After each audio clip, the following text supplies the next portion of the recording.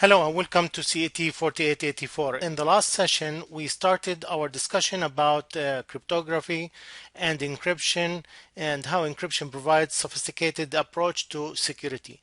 Many security-related tools use embedded encryption technologies. As we stated before, encryption converts a message into a form that is unreadable by the unauthorized users.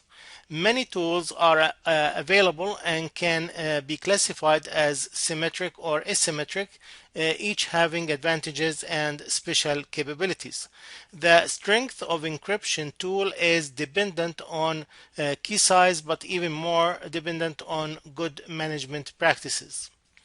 Management has to understand that cryptography is used to secure most aspects of internet and web uses that require encryption, drawing on extensive set of protocols and tools designed for that purpose.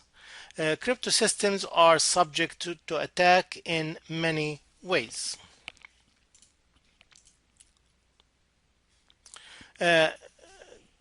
Cryptographic tools should have the ability to conceal the contents of sensitive messages and should be able to verify the contents of the messages and the identities of their senders. Those capabilities are important for the everyday use of our computing systems and applications. Public key infrastructure is an integrated system of software encryption methodologies, protocols, legal agreements, and third-party services that enables users to communicate securely.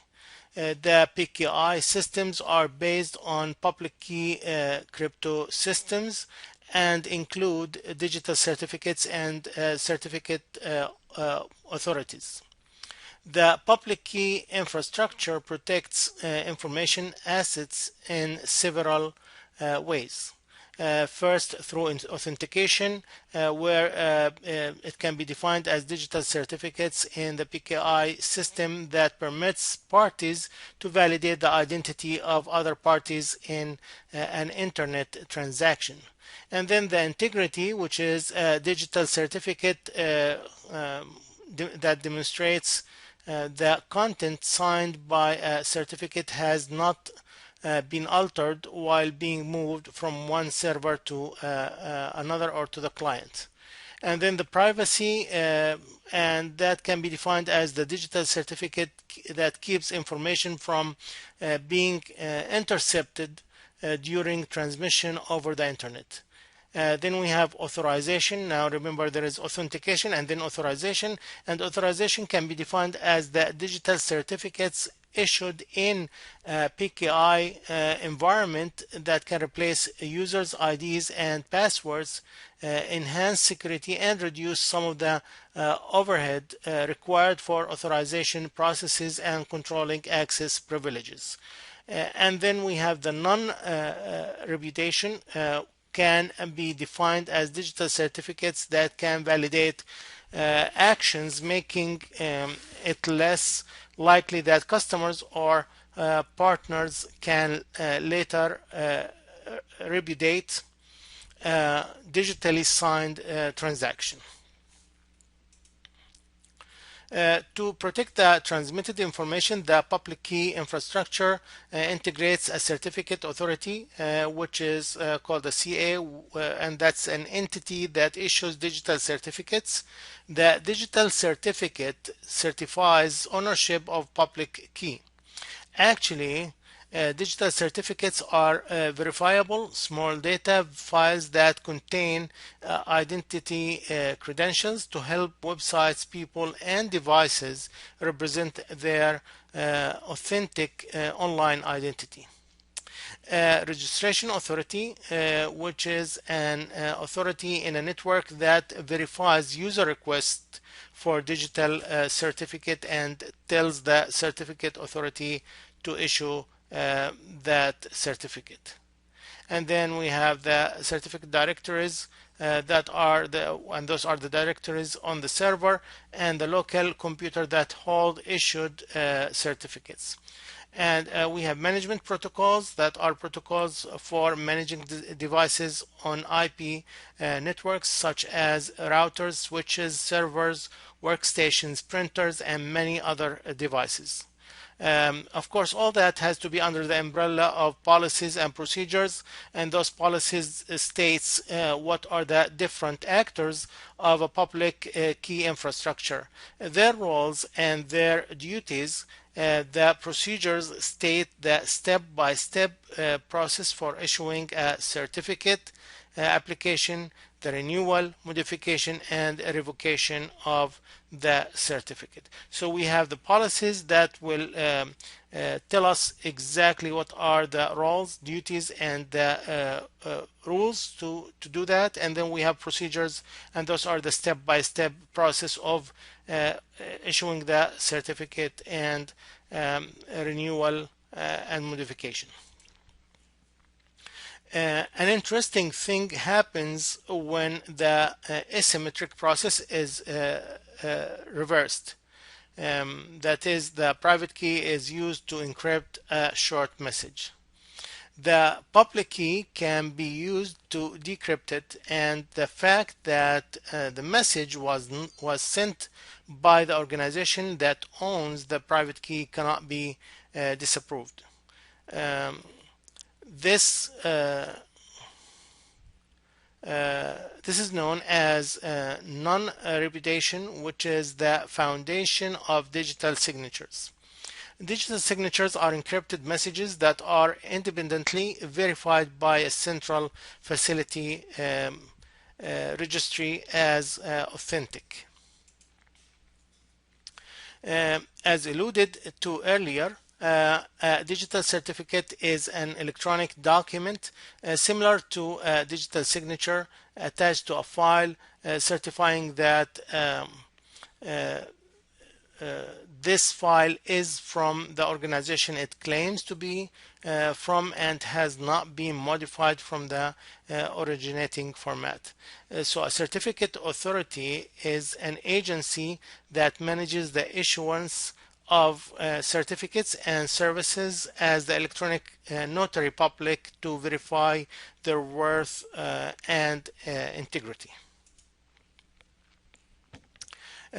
This figure shows an example of digital certificate, which actually, if you search your computer for certificates, you can find stored ones that will look the same as this figure. It depends on if you have a Mac machine or if you have a PC, but in both you will have under the main computer, the PC or the hard drive, you will find certificates, digital certificates like that.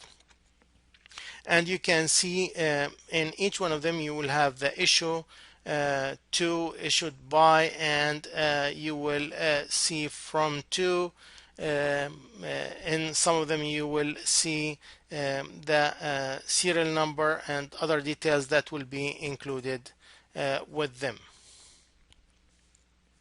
This figure shows the structure of the certificate and what does it include. So you again, you can see the serial number, you can see the version, and you can see the validity, the subject name, the issuer unique identifier, and subject unique identifier, and so on. So all this information is within that certificate.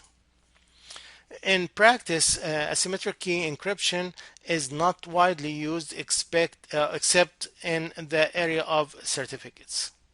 Instead, it is more often used in conjunction with symmetric key encryption, creating a hybrid system. The current process is based on the Diffie-Hellman key exchange method, which is a way to exchange private key or keys without exposure to any third party using public key encryption. With this method, asymmetric encryption is used as a method to exchange symmetric keys so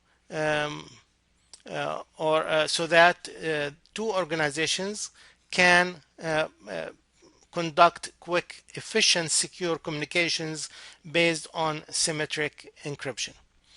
So the Diffie-Hellman provided the foundation for subsequent developments in public key encryption. This figure shows an example of hybrid encryption using symmetric and asymmetric encryptions. The other thing that we introduced or we talked about is the steganography. And steganography is a process of hiding information and has been in use for a long time. The word steganography is derived from the Greek words steganos, and steganos means covered, and graphian means to write. So basically the heading writing or the covered writing. The most popular modern version of steganography involves hiding information within files that appear to contain digital pictures or other images. Most computer graphics standards use a combination of three color values, red, blue, and green, to represent a picture element or a pixel. Each of the three color values usually requires an 8-bit code for that color or color intensity. For example, we have the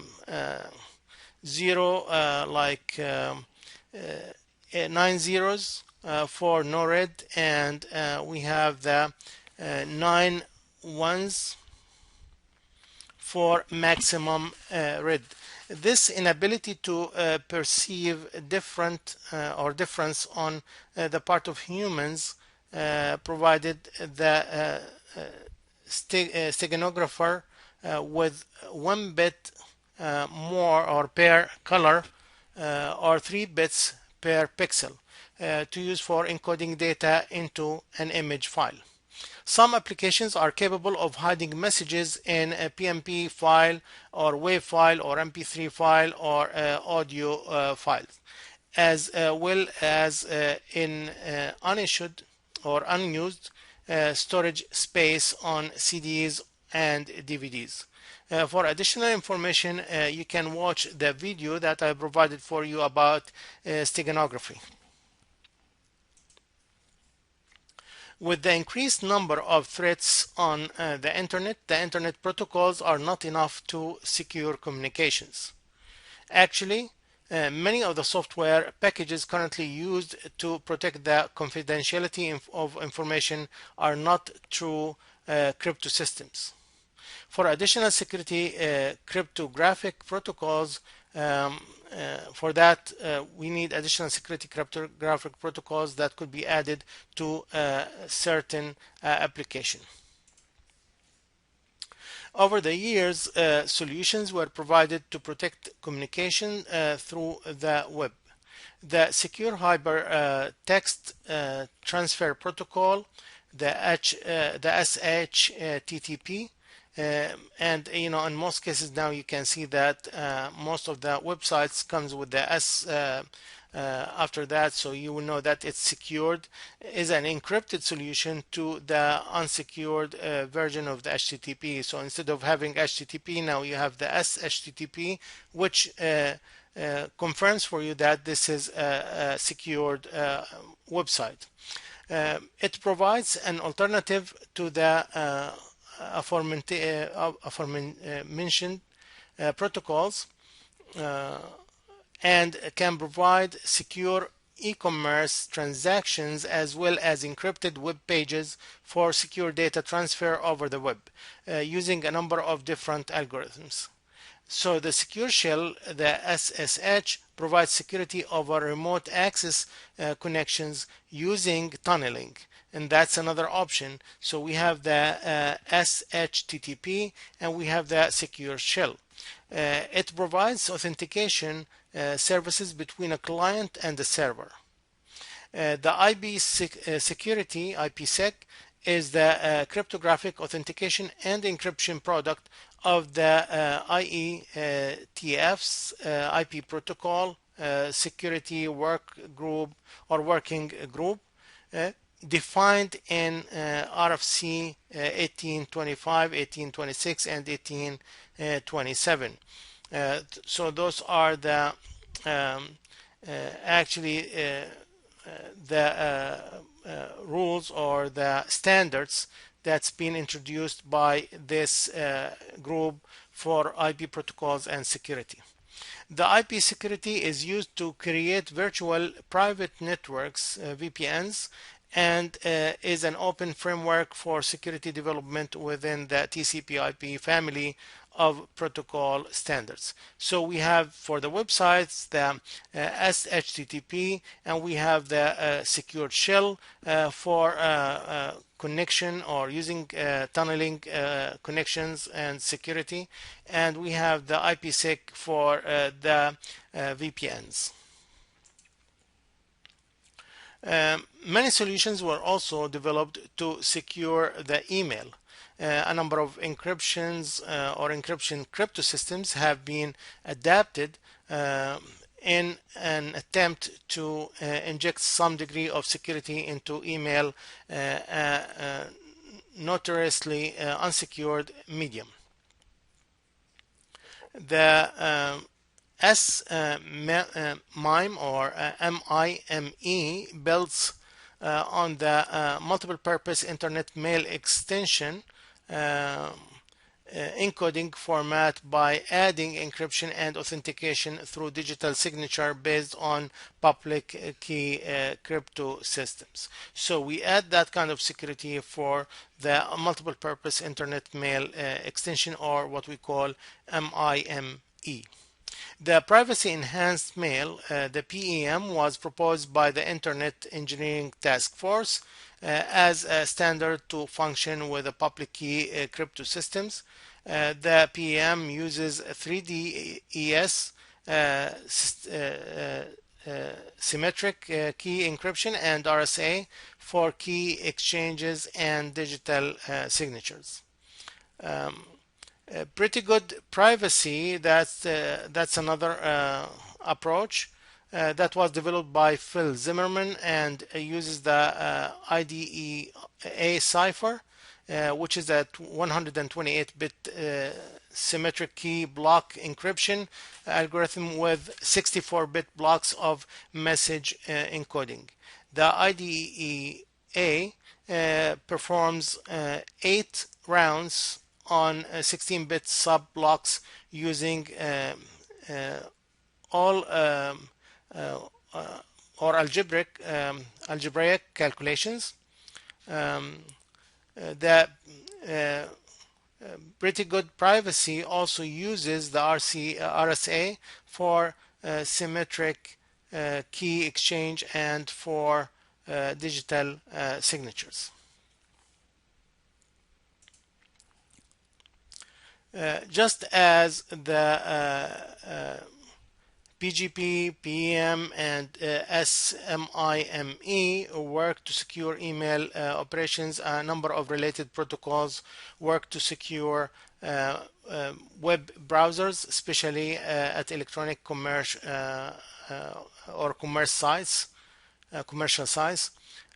Among these are secure electronic transactions, SET, secure socket layer, SSL, and secure hypertext transfer protocol, the SHTTP, the secure shell, the SSH, and the IP security, the IPSec. Secure electronic transactions was developed by MasterCard and Visa in 1997 to provide protection from electronic payment fraud. SET uses DES to encrypt credit card information transfers and RSA for key exchange. SAT provides the security for both internet-based credit card transactions and credit card swipe systems in retail stores. The secure socket layer was developed by Netscape in 1994 to provide security in online electronic commerce transactions. It uses a number of algorithms, but mainly relies on RSA for key transfer and IDEA, DES, or 3DS for encrypted symmetric key-based data transfer. For wireless network communications, the early attempt to provide security was through the wired equivalent privacy, which is called WEP or WEP, through the 8002.11 network protocol. To resolve the issues of and the shortcomings of the WEP, the WEP, a new protocol was developed. It was called the Wi-Fi Protected Access, or WPA, and after that it was followed by the WPA2, which is the next generation of wireless protocols, or what's called the robust secure network. So with the WPA and the RSN, used advanced encryption standard AES, which has 5 modes of operation, such as counter mode encapsulation and offset codebook encapsulation. Another way of communicating between devices is Bluetooth, which can be exploited by anyone within approximately 30-foot range, unless suitable security controls are implemented. The Bluetooth is very dangerous. No secure connection has been established yet, and anyone can control your device within that range. So you have to be careful about that.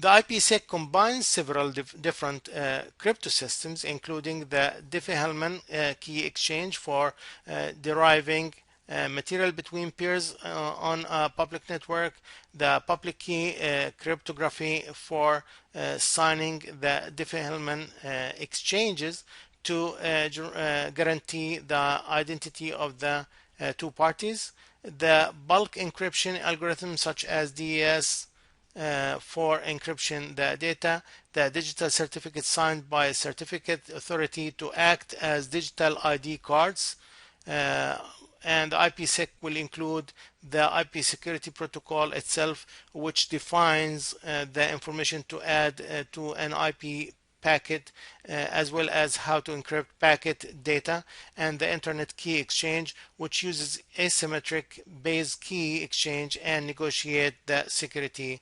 associations. Already we spoke about this. So this figure shows the IPSec headers, and you can see that we can use this header for authentication and authorization.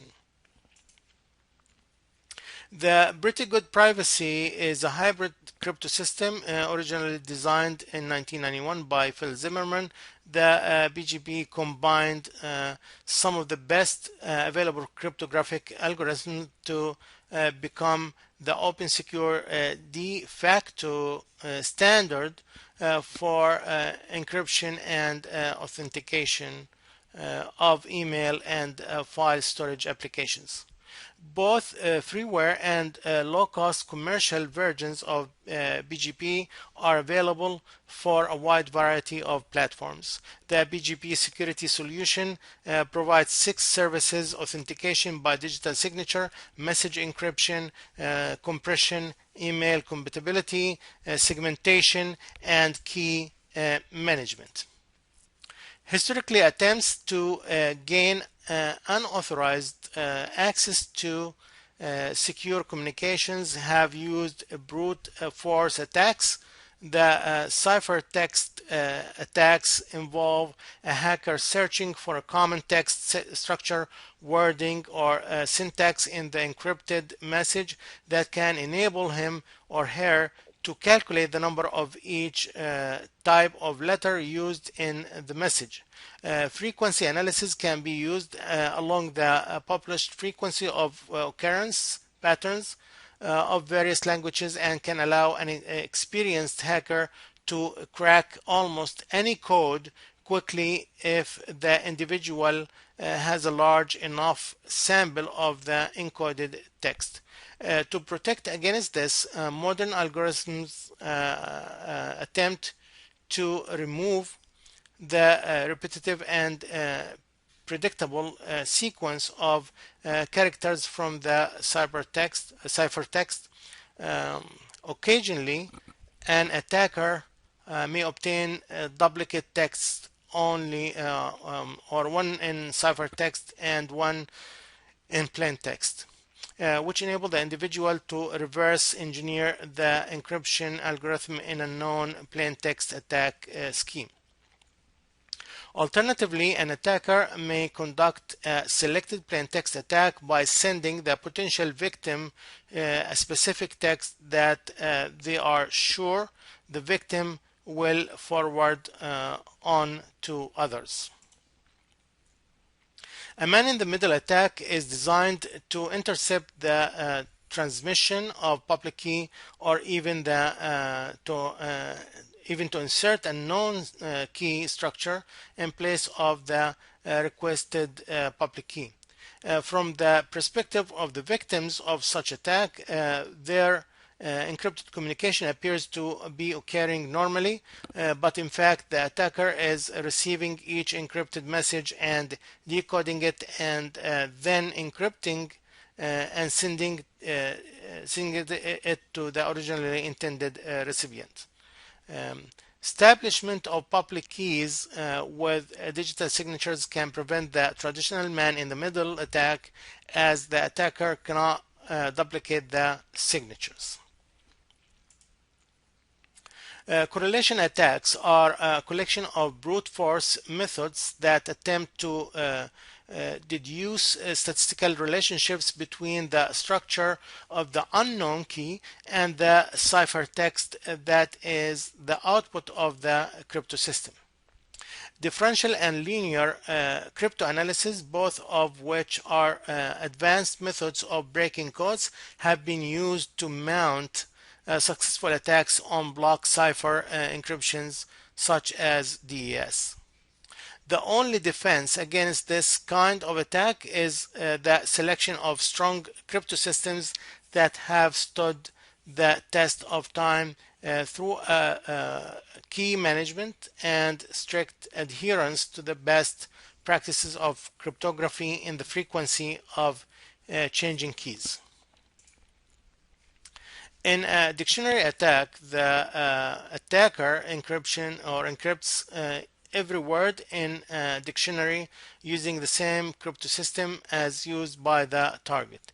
The dictionary attacks can be successful when the ciphertext consists of relatively few characters, as for example files that contain encrypted usernames and passwords. So if you have that dictionary and you run over the set of characters that will be acceptable or that will be thought of the mind of the user, then you can go over all the possible usernames and passwords that they might use, and you can hack into the system. So after match is located, the attacker has essentially identified a potential valid password for the system under attack and can get to that system. In a timing attack, the attacker eavesdrops during the victim session and uses statistical analysis of the user's typing patterns and enter keystroke timings to discern sensitive session information. While timing analysis may not directly result the decryption of sensitive data, it can be used to gain information about the encryption key and perhaps the cryptosystem in use. Once the attacker has successfully broken an encryption, he or she may launch replay attack, which is an attempt to resubmit a recording of the deciphered authentication to gain entry into a secure source. No matter how sophisticated encryption and crypto systems have become, uh, they have retained the same flaw that the first systems contained thousands of years ago. If you discover the key, you can determine the message. Thus, key management is not so much the management of technology, but rather the management of people. So what we need, actually, we need to train those people on, how to keep their username, their password secured, their information secured, not to bring any devices to work, and not to connect to any unsecured connections or websites, or to click on an email that will take you to the hacker websites. So all these, yes, we are doing our best to secure our information and to secure the assets, but all that rely on the people, in addition to the technology, in addition to the tools, in addition to the encryption, in addition to the rules, policies, protocols that we use. But still, we need the people also to collaborate with us in doing that. So that will be all for this session. If you have any questions, please let me know. Have a great day.